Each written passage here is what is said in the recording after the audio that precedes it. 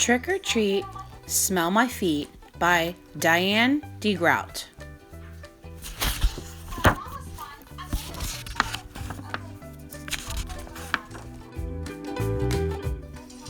Look, Gilbert, I'm a ballerina. Lola twirled around in her tutu. It's for Halloween, she said.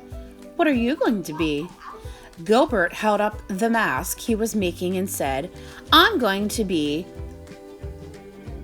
one of the Martian space pilots, Captain Zig. But don't tell anyone. I don't want anyone to copy my idea. Lola suddenly stopped twirling. I want to be a Martian space pilot too, she cried. But I just finished making your costume, Mother said. You wanted to be a ballerina. You don't have to do everything I do, Gilbert said. Your costume is nice, too. If I were you, I would be a ballerina. You would? Lola asked. Sure, said Gilbert, but I'm not you, so I'm not going to be Captain Zig.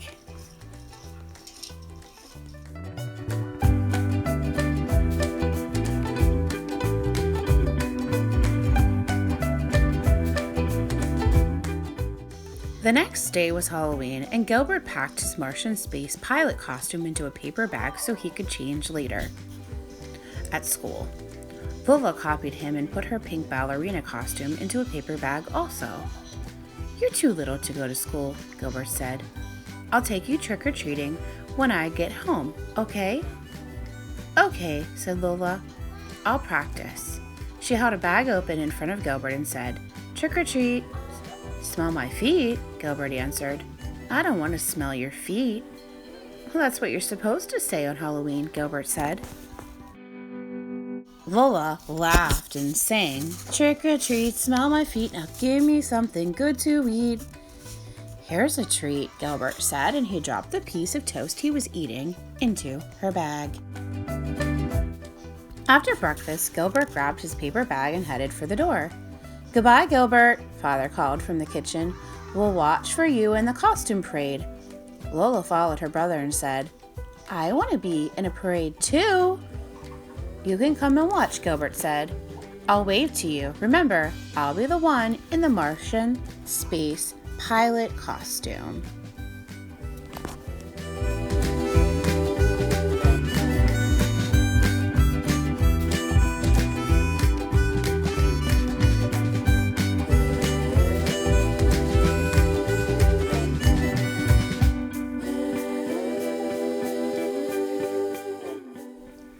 Patty was waiting for Gilbert at the corner. What are you going to be for Halloween? She asked. Don't tell anyone, Gilbert whispered, but I'm going to be Captain Zig. I'm going to be a Martian space pilot too, said Patty. I'm going to be Admiral Xena. Hey, Gilbert said, being a Martian space pilot was my idea. I guess we had the same idea, Patty said. I hope no one else does. After lunch, Mrs. Byrd stood in front of the class and said, Boys and girls, Principal Pines will be leading the parade today. We will all line up in the hall and then march single file out the main entrance and around the block. Stay with your class, and if you see your family or your neighbors, you may wave, but please do not leave the line. Then, when we come back to our room, we can have our party. Everyone shouted, Yay! Now you may line up to get into your costumes, Mrs. Byrd said.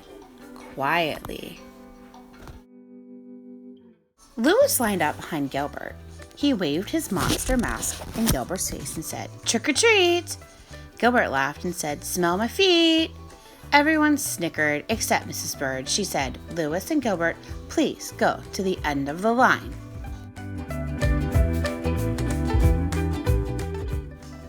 They were the last ones in the boys' room, and some of their classmates were already in costumes.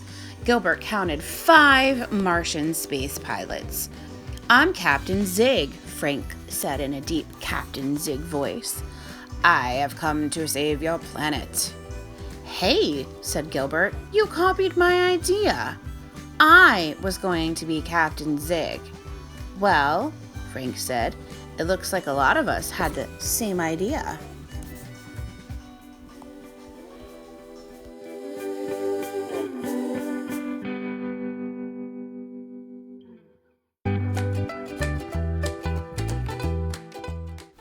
When the other boys finished dressing, they went back into the classroom. Not Gilbert.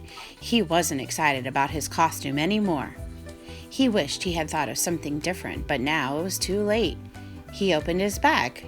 He closed it quickly and blinked hard. He opened the bag again. He wasn't looking at his Captain Zig costume. He was looking at Lola's ballerina costume. Gilbert pulled out the frilly pink tutu. "This must be some kind of trick," he said. He shook the bag and a half-eaten piece of toast fell out. "And this is definitely not a treat." Gilbert thought a moment.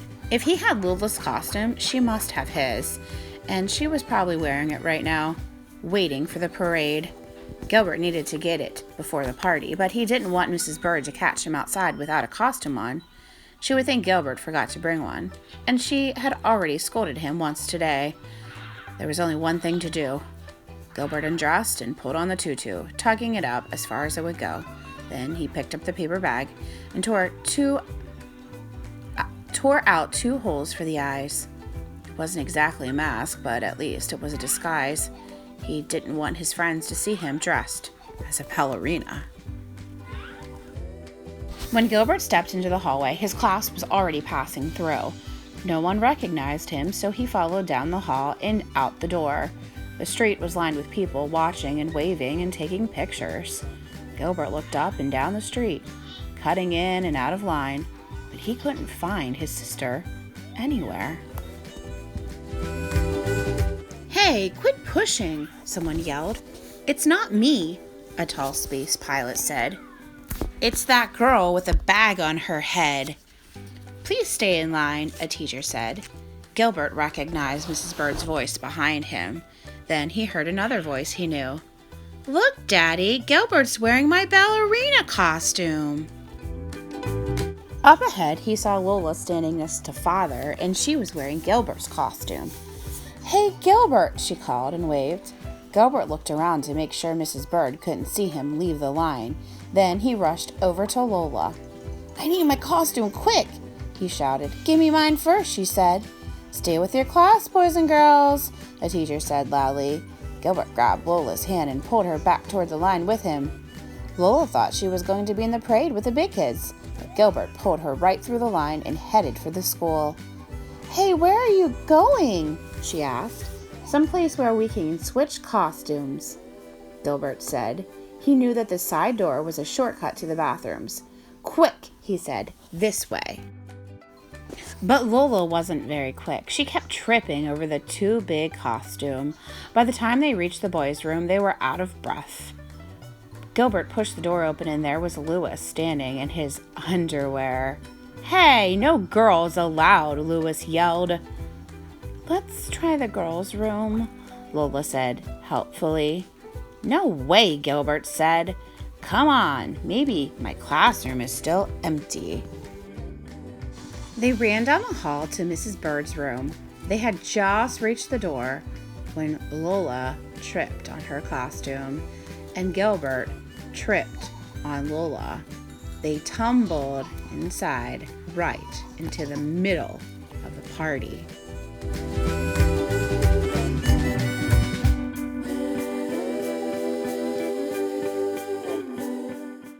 Gilbert's paper bag mask had flown off. Everyone was staring at him in his tutu. Gilbert did the only thing he could think of. He twirled around the room, then raised his arms up and said, "Ta-da!" There was a long silence. "Gilbert?" Frank asked finally. "What are you supposed to be?" "He's a ballerina, silly," Lola said as Mrs. Byrd helped her to her feet. "And I'm Captain Zig." Patty said, "Well, Gilbert, at least you don't have the same costume as everyone else." "Of course not," Gilbert said. "I wanted to be something different. My sister here wanted to be a space pilot like everyone else, but not me," he said proudly. Then he twirled across the floor to the refreshment table.